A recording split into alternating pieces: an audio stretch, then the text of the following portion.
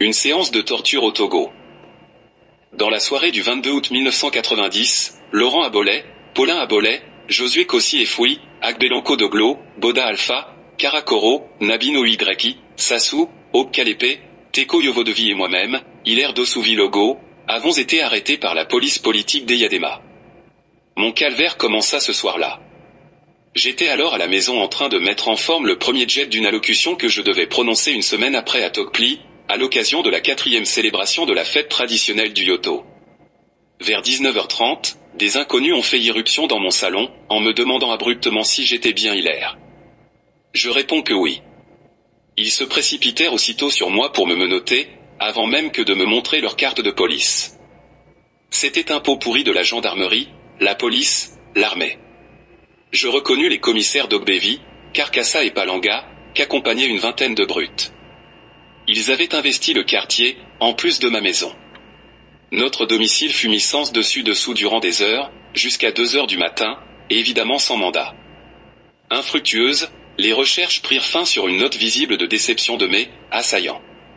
Néanmoins ils m'embarquèrent à bord d'une Renault 18 bleu marine avec escorte, indifférent aux pleurs de ma famille et aux questions de ma femme qui voulait savoir où l'on me conduisait.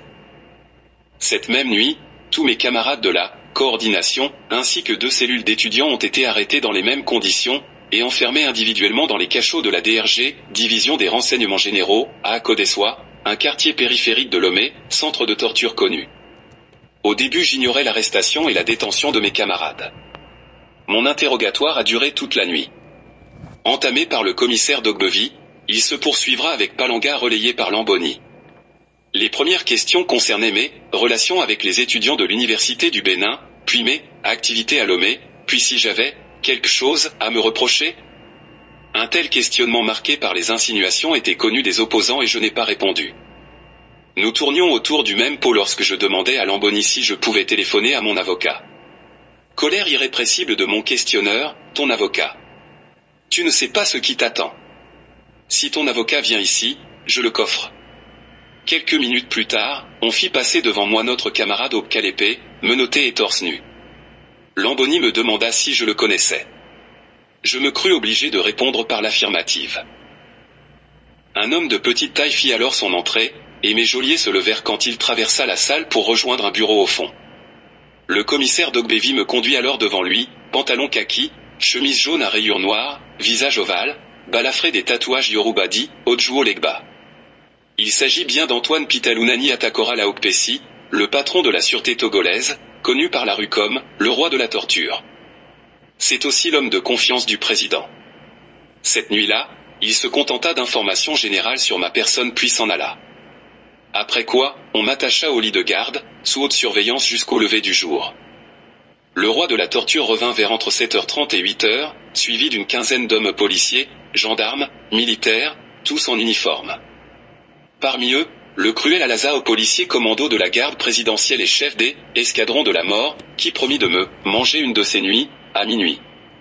Les commissaires Palanga, Carcassa, l'officier de police adjoint Le Coutet étaient présents. Une demi-heure après leur arrivée, une série interminable de hurlements traversa l'air. Il s'agissait des frères Abollet, Laurent et Paulin. Avant mon second interrogatoire à la DRG, on me conduisit dans une salle de conférence, face à 5 individus assis, de mine patibulaire, qui me fixèrent longuement. La salle close était dans une demi-obscurité, conditionnement psychologique requis sans doute avant tout interrogatoire maison. Je m'efforçais de rester calme, de dominer mes appréhensions, tout en présentant une figure de marbre à mes ennemis. Ce n'était pas si facile car j'avais face à moi une rangée de crânes rasés, de mains aux doigts garnis d'anneaux rouges, noirs argentés. Y aurait-il des sorciers maléfiques dans la salle? Après cette séquence de films d'horreur, je fus précipité dans la salle des tortures. En chemin, je croisai Teko Firmin Yovodevi qui en apparence n'avait pas été torturé. Il sembla me plaindre. Les hurlements des frères Abollet avaient cessé, faisant place à un lourd silence. La première question du capitaine Laokpesi a trait à mes relations avec les étudiants et l'ensemble du monde universitaire.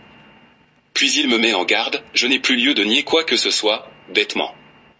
J'ai donc admis mes activités concernant les étudiants à ma connaissance détenus ce jour-là, Aube Kalépé, Teko Yovodevi, Paulin Abollet et Laurent Abollet. Le roi de la torture signifia alors qu'ils avaient tout avoué, et que si je niais les évidences, j'en souffrirais inutilement. Puis on me déshabilla, au milieu d'une pluie de questions sur la CDPA.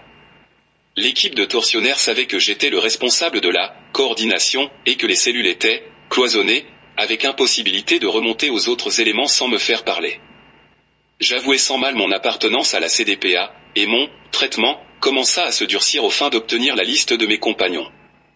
J'ai été d'abord frappé violemment, cordelette, coups de pied, coups de poing, bâton.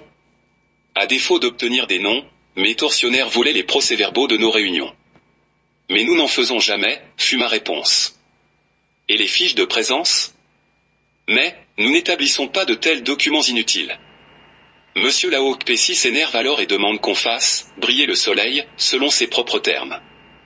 Un jeune gendarme en uniforme, son chauffeur, s'approche de moi avec un générateur à manivelle rotative, connecté par 2 fils électriques à 2 pinces dentelées que les bourreaux vont accrocher au gré de leur cruauté à mes 2 index, à mes bras, à mes jambes, à mon sexe, au mamelon de mon torse, à mes oreilles.